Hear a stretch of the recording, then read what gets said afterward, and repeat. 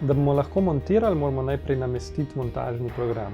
Kot sem že omenil, bomo uporabljali program HitFilm Express, ki ga lahko najdete na povezavi, ki je spodaj pod tem videom. In v tem videu si bomo pogledali, kako ta program namestimo na računalnik.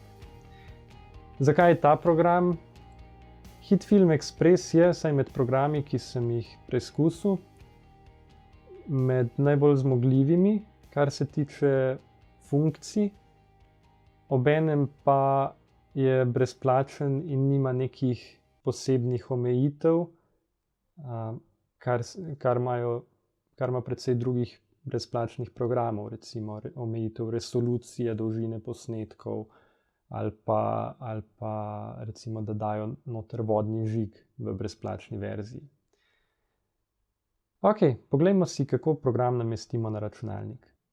Za začetek obiščemo tole povezavo, ki jo najdete tudi pod posnetkom. Kliknemo Download HitFilm Express. A nisem rekel, da je program brezplačen? Ja, v bistvu je, samo treba je najprej tale drsnik premakniti do konca v levo in potem bo brezplačen. Ampak, če lahko, vas povabim, da tudi prispevate k razvoju tega programa, ker je res dober. V naslednjem koraku vpišemo svoje podatke, prikazno ime, državo, e-mail naslov in ustvarimo geslo.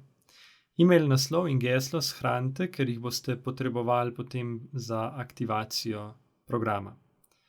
Izberete še starost, 18 ali več, in če želite prejemati e-novice. Potem pa kliknete na Send me the Express Download in na elektronsko pošto boste prejeli povezavo za prenos programa. Kliknete na Get your Express Installer in izberete tukaj pod Step 2, izberete, če želite program za Windows ali za Mac. Kliknete in začel se bo prenos. Datoteko shranite. Zdaj ta prenos bo trajal nekaj časa, odvisno od vaše internetne povezave, pač datoteka je velika okrog 400 megabajtov. Tako da bomo mi malo preskočili naprej, da vidimo, kaj nas čaka v nadaljevanju. Ko je prenos dokončan, kliknemo nanj, kliknemo na to datoteko in jo odpremo. Next in potem se strinjamo s splošnimi pogoji. Izberemo Typical kot možnost namestitve, torej da bo namestilo tiste osnovne funkcije in kliknemo Install. Zdaj bo namestitev spet nekaj časa trajala, odvisno od računalnika. Ko pride do konca, kliknemo Finish in tako nam bo tudi avtomatsko odprlo program. Ko bomo program zagnali prvič, kliknemo na Activate and Unlock, vnesemo svoj e-mail naslov in geslo, ki smo ga ustvarili prej, da aktiviramo program.